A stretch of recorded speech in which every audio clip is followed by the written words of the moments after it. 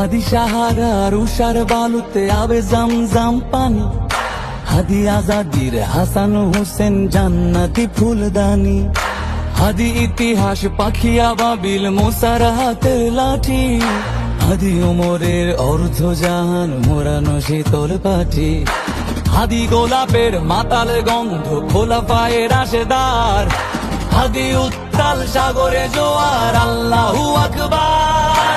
আবু বকরের সিদ্দিক থেকে আলোর ঝর্ণা এনে হাদি জেগেছিল তরুণ আলীর সাহসের সুধা টেনে।